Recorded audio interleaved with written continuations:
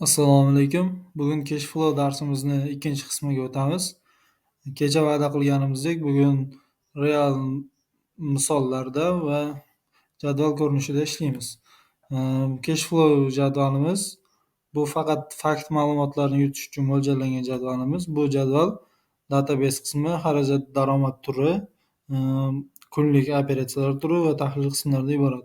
Database qismi bunda operatsiya guruhlari, ya'ni kirim-chiqim qaysi guruhga mansub? Operatsionmi, moliyaviymi, investitsionmi?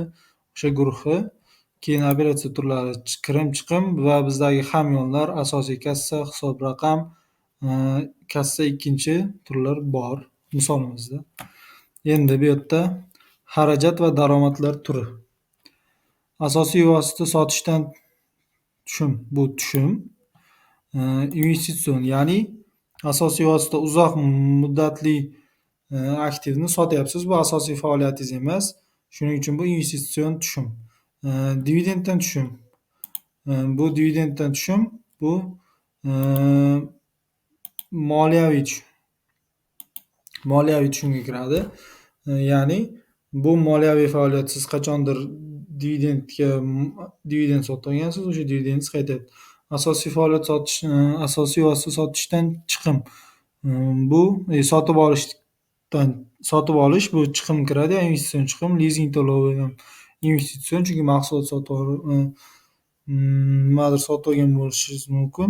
Yo'q, lizing to'lovi moliyaviyga kiradi, chunki siz moliyaviy faoliyatdan qandaydir kreditga o'xshagan narsa olyapsiz. Keyingisi aksiyadan tushumlar, bu moliyaviy. Bank kreditidan tushum moliyaviy, qarzdan tushum moliyaviy.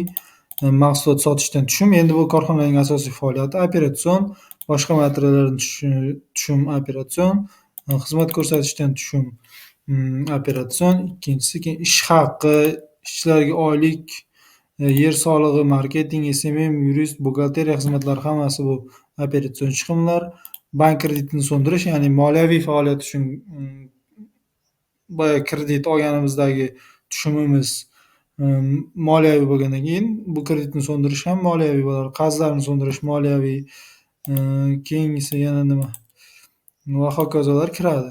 Mahsulot sotib olish operatsion chiqimlarga kiradi. Keyingisi bu kunlik qismi. Kunlik qismida biz sariq joylar to'ldirilmaydi. O'zi avtomat formulalar orqali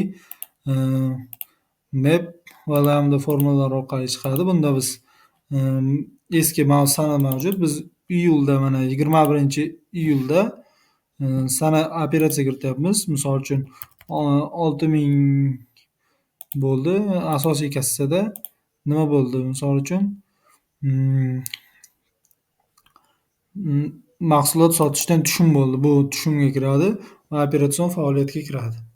Mana bu yerda yuqorida berilgan iyun oyida bo'lgan va bu iyulni ham iyunga o'tkazib qo'yamiz. Misol uchun 18-iyulda lizing to'lovi bo'ldi. Lizing to'lovi bo'ldi. Bu yerda hamma ma'lumotlar bor. Endi mana tahlil oy listiga o'tsak, 6-oyda mahsulot sotishdan 6000 tushum bo'lyapti mana.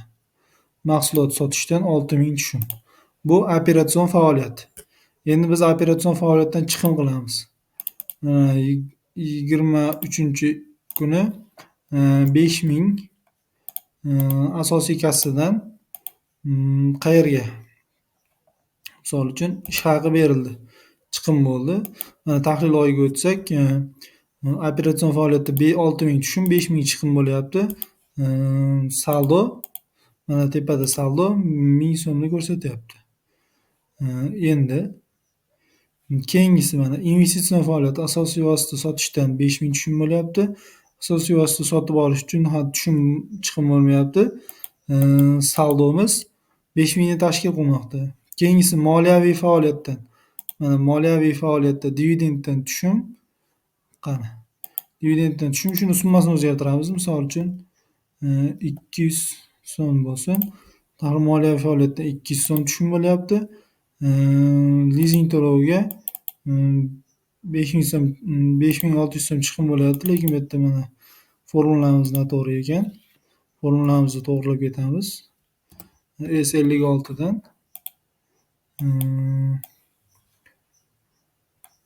oxirigacha tortib qo'yamiz. Mana 5600 so'm bo'lyapti-da. Moliyaviy faoliyatimizda 2000 kirim bo'lib 5600 so'm chiqim bo'lyapti. Ya'ni bizda kassa ikkimizda buncha pul mavjud bo'lmagan, lekin biz bu pulni chiqim qilyapmiz. Demak, bu yerda minus bo'lsa, kassa qoldig'i hech qachon minus bo'lishi mumkin emas. Shunda bu yerda operatsiya noto'g'ri degan qarorga kelamiz. Endi biz bu summalar hammasi taxminan qo'yilgan. Siz o'zingiz to'g'ri summa qo'ysangiz hammasi to'g'ri bo'ladi. Biz endi buni mana lizing to'lovini 100 so'mga o'zgartirib qo'ysak, buni ham 100 so'mga o'zgartirib qo'ysak 200 so'm bo'ladi.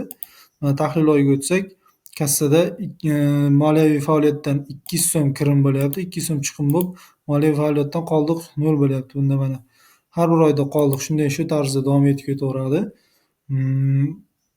Buni siz o'zingiz misol uchun kunlar kesimida, haftalar kesimida, oylar kesimida, yillar kesimida shunga hisobot shakllantirsangiz bo'ladi.